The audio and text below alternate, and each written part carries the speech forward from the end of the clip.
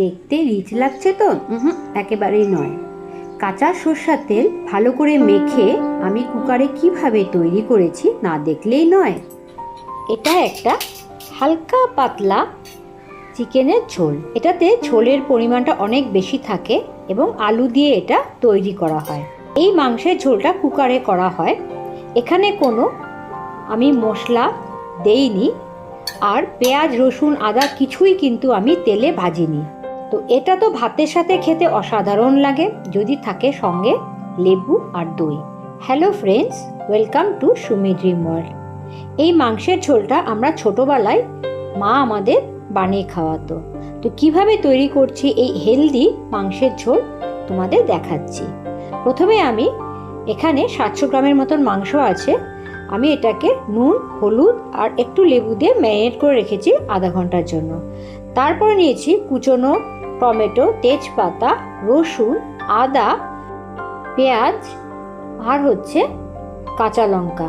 আমি লাল লঙ্কা নিয়েছি। এই আদা আর রসুনকে আমি জাস্ট থেতো করে নেব। আমি কিন্তু কোনো মশলা এখানে বাটিনি। আর এই আলু কটা নিলাম। এই আলুতে যাতে ভালো করে ঝোলটা ঢুকে যায় তার জন্য আমি একটু মাঝখান দিয়ে চিড়ে নেব, এবং তাতে এটা আলুর মধ্যে যে ঝোলের স্বাদটা থাকে সেটা অসাধারণ লাগে। তো কিভাবে আমি চিড়ে নিচ্ছি সেটা তোমাদের আমি দেখাচ্ছি। আমি কিন্তু এই মাংসের ঝোলটাতে কোনো গুঁড়ো মশলা ইউজ করিনি, কোনো বাটা মশলাও আমি ইউজ করিনি। এবার আমি হামানদিস্তায় 7-8 টুকরো আদা, 15-16টা রসুনের কোয়া এবং 4টে লঙ্কা আমি হামানদিস্তায় থেতো করে নিয়ে ম্যারিনেটেড যে মাংসটা রাখা ছিল তার মধ্যে দিয়ে দিচ্ছি। সঙ্গে দিচ্ছি কুচনো পেঁয়াজ, কুচনো টমেটো এবং যে তেজপাতা ছিল সেটাও দিয়েছি, একটু তেজপাতা রেখেছি। আর এবার দিলাম 3-4 টেবিল স্পুনের মতন সর্ষের তেল, কাঁচা সর্ষের তেল। এবার এটাকে ভালো করে আমি মাখবো।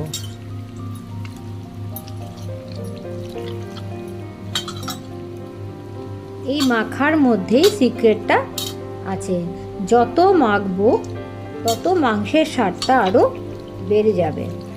তো আমার মা বলতেন যে যত মাখবে তত এটার স্বাদটা আরও বেশি ফুটে উঠবে। তো এইভাবে মাখতে মাখতে যতক্ষণ পর্যন্ত না এটা নরম হয়ে যায়, মানে টমেটোটা গলে যায়, যতক্ষণ পর্যন্ত না একটা ভালো মসৃণে চলে আসে ততক্ষণ পর্যন্ত এটা মাখতে থাকবো। এবার আমি একটু কাশ্মীরি লঙ্কার গুঁড়ো আর নুন দিয়ে আবার এটাকে মাখছি।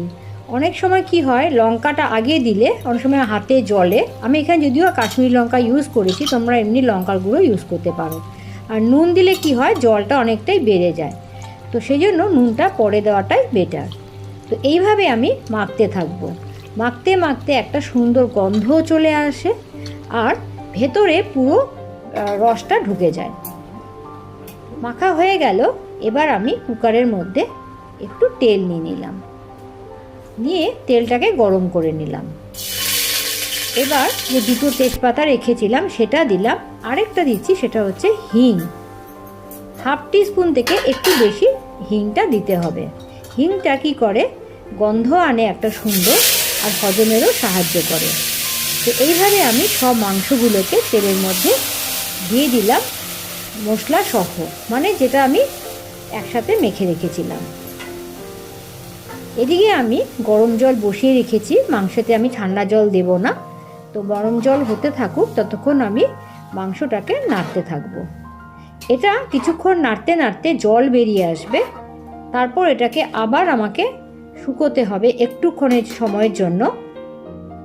তো এভাবে আমি দেখো করছি।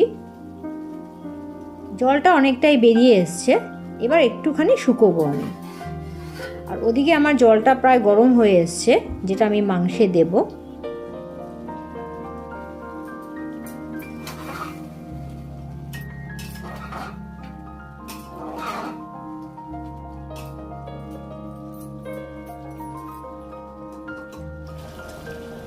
আলুগুলোকে যে চিড়ে নিয়েছিলাম, এটা যখন অনেকটা শুকিয়ে আসবে তখন আমি আলুগুলোকে এটার মধ্যে ছাড়বো। আলু কিন্তু আমি আগে দেব না, তাহলে কিন্তু আলুগুলো গলার চান্স অনেক বেশি। এমনভাবে করব দেখবে আলুগুলো গলবে না, আবার মাংসটাও গলবে না, whereas আলুর মধ্যে কিন্তু পুরোটা রস ঢুকে যাবে। এবারে আমি একটু চিনি দিলাম স্বাদটাকে ব্যালেন্স করার জন্য, এটা অপশনাল, নাও দিতে পারো তোমরা। তো এইভাবে আমি শুকোতে থাকবো। দেখো এইভাবে রান্না করতে করতে যখন অনেকটা শুকিয়ে এসছে, এখন আমি এটার মধ্যে আমি আলুগুলো ছেড়ে দেব।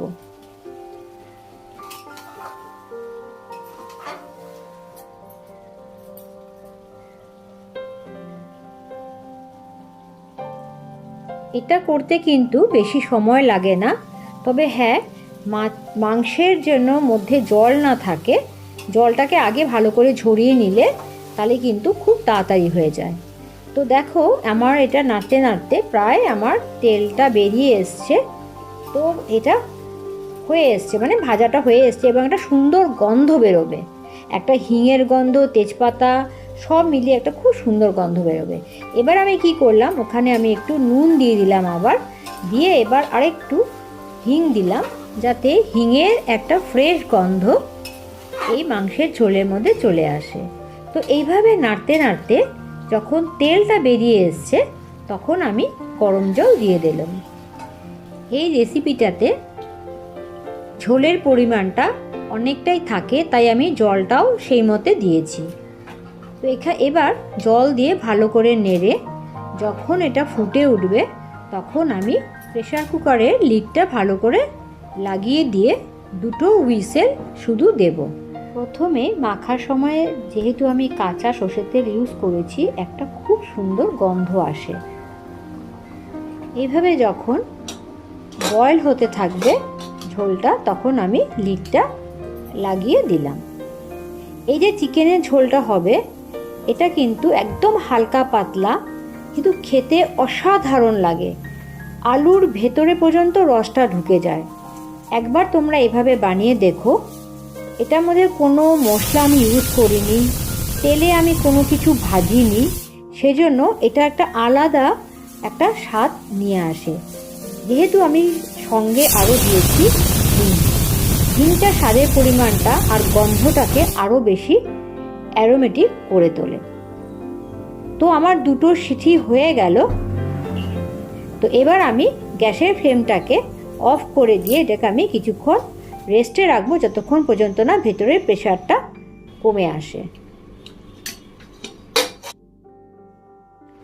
যখন প্রেশারটা পুরো কমে গেল, আমি ঢাকনাটা তুলে তোমাদের দেখাচ্ছি। দেখো কি সুন্দর হয়েছে, দেখতেও অসাধারণ হয়েছে, খেতেও তেমনি অসাধারণ। এটা না রুটির সাথেও খুব ভালো লাগে। দেখো প্রতিটা আমি জিনিস দেখাচ্ছি, আলুগুলো দেখাচ্ছি, একটাও কিন্তু গলেনি, কিন্তু ভেতরে কিন্তু পুরো রস ঢুকেছে। আবার চিকেনটাও ঠিকমতো সেদ্ধ হয়ে গেছে। তোমরা দেখেই বুঝতে পারছো যে আলুটাও গলেনি, মাংসটাও গলেনি। তো এইভাবে তোমরা ঝটপট বানিয়ে ফেলো হেলদি মাংসের ঝোল। এবার আমি অন্য একটা পাত্রে ঢেলে নিয়েছি। এখানে রঙটা না একটু অন্যরকম দেখাচ্ছে, কারণ পর্দাটা ছিল আমার একটু গোলাপি কালারের, লালচে কালারের, সেজন্য রঙটা আমার এখানে অন্যরকম এসছে। এটা দেখতে যেমন হয়েছিল, খেতেও অসাধারণ হয়েছিল। আর আমরা পরের দিন না এটা পরোটার সাথে খেয়েছিলাম, উফ দারুণ লেগেছিল। তো তোমরা ছটফট বানিয়ে ফেলো এই হেলদি চিকেনের ঝোল, বাচ্চারাও দেখবে চেটেপুটে খাবে। তো আমি ভাতের সাথে পরিবেশন করেছিলাম, আর সাথে ছিল গন্ধলেবু আর দই, উফ জমে গেছিল। আশা রাখছি এই ভিডিওটা তোমাদের ভালো লেগেছে। যদি ভালো লেগে থাকে তবে একটা লাইক, শেয়ার ও সাবস্ক্রাইব করে দিও। তোমাদের একটা সাবস্ক্রাইব আমাকে অনেকটাই মোটিভেট করবে। থ্যাংক ইউ, নমস্কার, ভালো থাকবে।